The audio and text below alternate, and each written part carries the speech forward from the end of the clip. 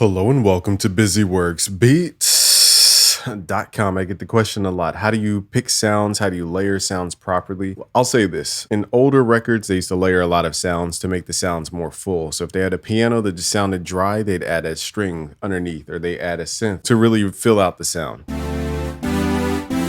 So it became this big thing because back then synths weren't as complex as they are today. So you had to do a lot sometimes to get a small synth to sound big.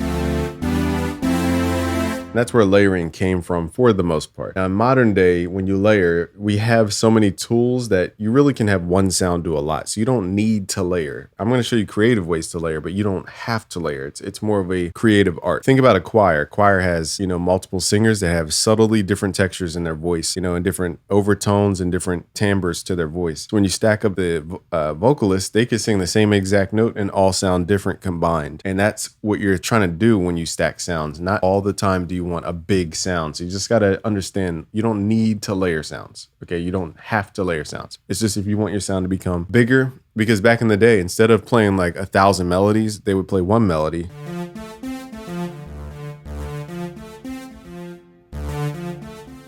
But to make it sound full, they would back it up with different instruments, playing all the same exact thing. So again, I'm going to show you today in this video how to layer sounds, but also give you a couple tips in sound selection. I think let's actually get the sound selection out the way. What people don't understand is that sound selection changes every single song. There's no formula for sound selection. The only thing you truly need to understand is understanding the waveform itself. So if you open up Wave Candy, for example, you have to ask yourself, what separates a sine wave from a sawtooth? Let's pull this open so you can see. We're going to go back to serum, and now we're going to switch this over to a different shape.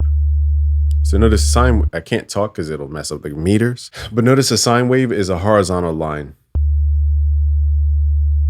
Okay, now if I change the waveform, you see different frequencies involved. That's the difference between these shapes, is that they have different harmonics and different overtones. Okay, so a harmonic is basically taking a fundamental frequency and multiplying it by a number. So if you want the second harmonic, you multiply it by 2. If you want the third harmonic, you multiply the fundamental frequency by 3. What is the fundamental frequency? It's the lowest frequency a sound makes naturally. Okay, so that changes based on the instrument, based on the person singing. So that's a sawtooth. Let's look at a triangle. Different layer of harmonics. Let's look at a pulse wave or a square wave. Gives you different harmonics. So we're playing the same exact note. The difference between all those sounds is how you stack up the harmonics. So this is sound selection, is understanding what harmonics are you trying to go for. If I go to a sine wave and start adding in the second harmonic, now we're getting what are called overtones. These overtones are actually different notes. If you actually sit and listen to different sounds, this is actually a different tuning, a different pitch that we're stacking over top.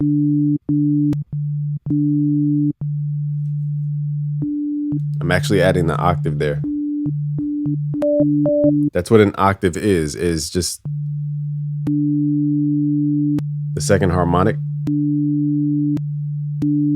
okay, which is an octave higher.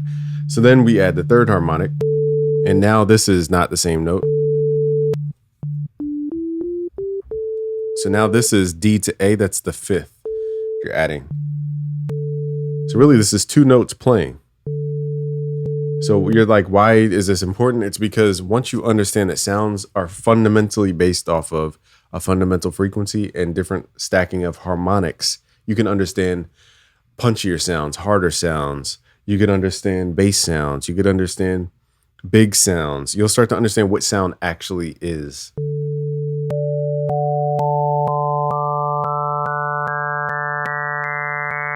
Okay, so if I start stacking these up, let's say I want to, there's a function in here, I forget where it is, but we can lock in, okay, draw even harmonics only. So I can remove all these and now only leave even harmonics, for example.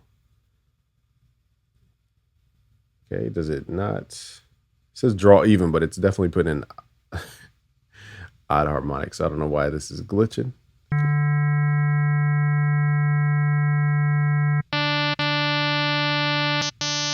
And now what does it sound more and more like a sawtooth? Okay, so this is what sound actually is. So when you're thinking about sounds, when you just break it apart into timbre and understanding that everything has a different harmonic series over top, it just makes a lot more sense. And you'll stop questioning yourself about sound. So it goes way deeper than that. That's just the tip of the iceberg. It's just too much to explain everything about every single genre and every single sound. You're going to have to do a lot of research. That's what sound selection is mainly research. You have to figure out what synths they used, what, patches they could have used, the approach they could have used. That's all knowledge that you have to gain. You don't there's no formula that says do this, do this, do this. You have to do a lot of research. Okay, so firstly, let's layer sounds here. Let's go to Serum and let's load up a Moog type of sound. I keep clicking on the wrong tab. All right, so let's go here. Let's go to Moog. Let's stack this up. So here's one Moog. Let's lower it down an octave. Okay, let's clone this sound. I'll show you how to stack these up in FL. Now for this sound, let me go back to the original actually. Let's make it monophonic with legato functionality and a little portamento. So the notes pitch bend like that. Okay, now let's clone that exact same sound, do the same exact things here, but this time let's make the portamento longer. So it takes longer to pitch bend.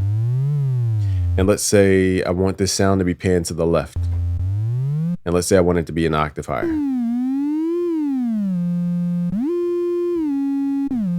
Okay, so let's clone this one. And now we're gonna pan this sound to the left, or excuse me, to the right. Tongue twisted today, yo.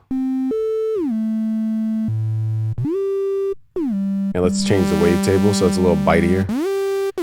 Okay, so in FL, you have what's called a layer. So if you open up the layer plugin, you highlight all these notes, or excuse me, these plugins, hit set children. And now when you play the layer, you play all these at once. Let's keep this all the same octave so it's not confusing. Okay, let's pull this down.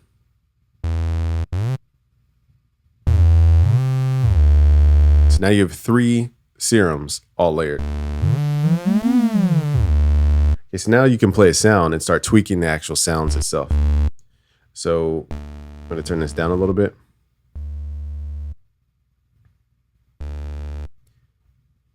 Tricky part is every time I click a plugin, it changes.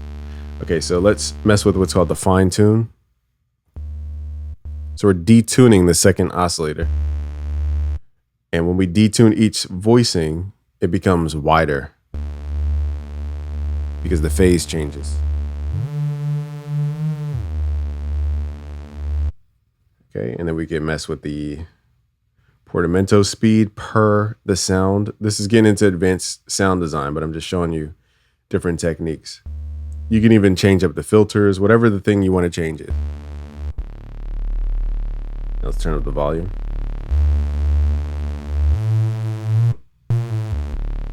Okay, so I'm going to exaggerate some of these portamentos so you can hear the difference.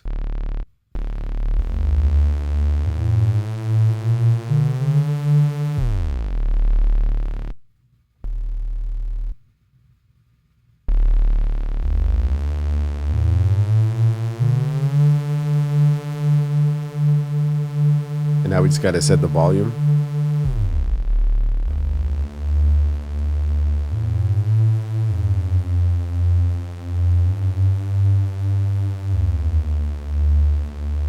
Okay, so that's a very basic approach to layering, but as you can see, the harmonics become super unique because you have what's called wave interference. So you have cancellation of frequencies that you just can't program into a synth easily.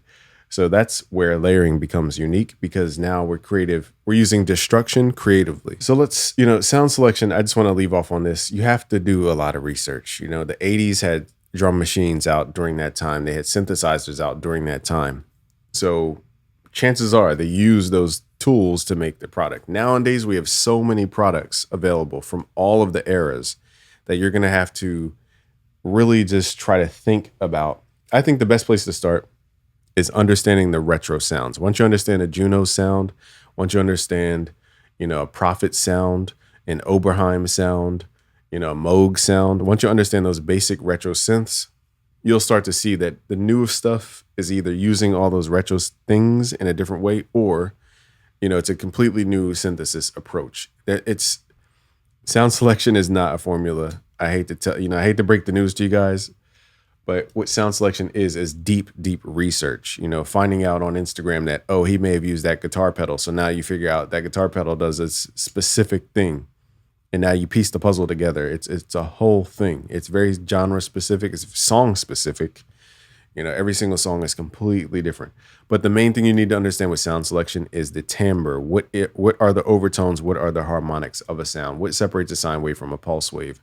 What separates a sine wave from a sawtooth? That's what you need to understand. Everything else becomes, what is the specific tool that they used? What is the specific approach, the process they used?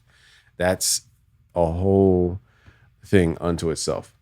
Okay, it's kind of like trying to reverse engineer a shirt. It's like, okay, I like that shirt, but how do I make it? Okay, well, you got to figure out what kind of cotton it has. Does it have tags? Does it have pull tags, or does it have printed tags? You know, what kind of, is it brushed cotton? Is it, you know, do you have ribs around the wrist of the hoodies? Do you have fleece on the inside? There's so many things you have to understand about designing things. So in order to reverse engineer, you have to know the craft. And I think that's where people get stuck. They try to skip all the knowledge part and just think there's a magical button they could press to find the preset of the latest Timbaland song. So without further ado, I just want to thank you guys for watching. If you want to learn more about this, go to busyworksbeats.com/premium. I have beat making courses, music theory courses, mixing courses. It's all there for you. So if you want to learn beat making, look for Beat Magic, look for Better Beat Maker, look for the Beat Maker Blueprint, okay? And look for, I would say even Music Theory Magic is very important for beat making. So thank you guys for watching. It's Game from busyworksbeats.com.